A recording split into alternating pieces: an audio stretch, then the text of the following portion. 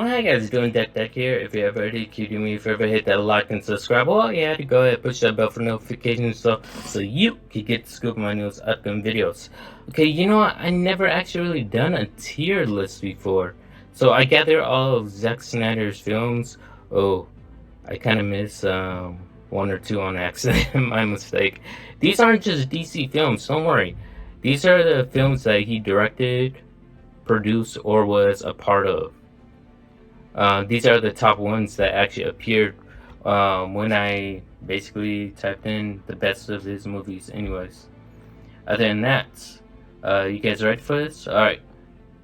We have Legendary, a true Snyder film that's a masterpiece. Killed It, definitely one to recommend to everyone. Nailed It, one to rewatch. Mid, that was decent. It was okay. It was okay. Trash, goes in the bin. Like, completely, utterly did not understand. It was an atrocious disaster. Anyways, oh, don't mind this. This was a part of a short I was creating for this channel. It's already up there. Okay, so I guess we're starting with the Flash movie. That was supposed to come out in, like, I believe, like, 2019 or 2020. Seriously, it was supposed to come out. But no, the little shit had to delay the movie big time. Alright, so Zack Snyder was actually kind of part of this because it was in the Snyderverse, the Flash movie. I thought that it was actually pretty. It was entertaining, a small bit funny, but the parts I like is the cameo with Batman, Ben Affleck, and Wonder Woman, not to mention Michael Keaton. Supergirl was alright. But that's all. That's all I really did like. And yes, I would put this in the trash because it could have been dealt a little more better. Like, seriously, no Reverse Flash? I thought there was a Reverse Flash in it, but I guess not. Alright, so we got Wonder Woman. Wonder Woman by Gail Godet. Gail Godet played that role spectacular and amazingly awesome. I love Gail Godet. She's an amazing person. And Jake, the actor who played in here, I was wondering where he went. He was from Star Trek, played as Captain Kirk, and now he's inside a DC movie. But yeah, this one, he actually nailed it. It's one to rewatch. Now, the Justice League, this was not necessarily written by Zack Snyder. Okay, so I'm going to have to put this kind of Justice League, the first one and stuff. I didn't really like it. I believe I only saw it once, only on my birthday too. Yeah, seriously. So, no, I'm gonna have to put it in. I can't do that. I have to put it in mid. Yeah, decent. You could watch it. I wouldn't say rewatch it. I would say just give it a watch.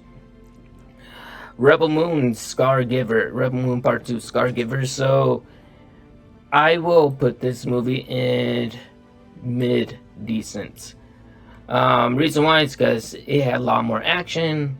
Story I knew a little more better to it, and it surprised me. Basically, towards the ending, where it leads to a part 3, it says that she didn't kill the princess. The princess is still alive. So their main goal in part 3 is to inevitably find the princess and fight. Either the princess is, I guess you could say, locked up, or she's on the run, like in hiding. So her and her new friends, group of soldiers, or whatever you want to call them, warriors. That's their new mission. Don't worry about this picture. This was for a short. You know, it's Army of the Dead. Zack Snyder's Army of the Dead. He killed that movie. This was one to recommend watch. I truly did like that movie, but I gotta say, Rebel Moon Part 1, it goes in trash. The reason why it goes in trash is because it was long, dragged on, and too many characters. Didn't really comprehend or understand it that much. And believe me, when I look into movies, TV shows, I watch them thoroughly and dive in detail. I have a photographic memory of it as well. So yeah, I had to go that in the bin. The reason why it goes in the bin as well is because the context to the story was so dry. Yeah, but part two, it basically clarified everything in part one. So now I understand what's going on. That was all in part one on Rebel Moon. Or Aquaman. Aquaman with Jason Momoa, Amber Heard. I'd say it's one to rewatch. Yeah, I say it's one to rewatch. It was pretty good. I liked it. Aquaman Lost King Kingdom with his brother. Amber Heard was in it only for 30 minutes. I'm pretty sure we already know why. She was only in this movie for like 30 minutes. Not to mention, Aquaman's father is Boba Fett on Disney Plus. Star Wars, The Book of Boba Fett. Star Wars, oh my goodness, it was so awesome. He's just a phenomenal, interesting character and stuff. Whatever he does, it just never ceases to amaze me. So I'm gonna have to put on. Killed it. Yeah, he killed it with that movie. It was good. Now we have Wonder Woman 1989 with Pedro Pascal. Wow, that blew me out of the water. Okay, no, that was pretty nice. I had to put this along with, Zack Snyder. He nailed that movie. It's one to rewatch. Yeah, most definitely. People keep on saying it's one of the unrated movies, but I gotta say that it was pretty nice. We got the Suicide Squad, Ayers cut. Yeah, I'm putting this on Killed It. It's part of the Snyderverse, so yes, most definitely it's going to go along with this 300 Rise of the Empire. Now, Zack Snyder did not direct this movie. He was a producer of this movie. This was the sequel to the first one. And I gotta admit, this one was just utterly amazing, and I was speechless. This is the type of movie, like 300 and a little bit of the DC, mostly 300, that we need slow effects, like slow motion. Zack Snyder's real good at slow-mo. It should belong in these type of movies, like 300, and I guess you could say Army of the Dead. It should not belong in Rebel Moon, like the slow motion effects Zack Snyder loves to do. But yeah, he killed it. He killed it in Rise of the Empire. Alright, BVS. People did not like BVS. I thought it was pretty nice. And I thought it was actually dark as well, too.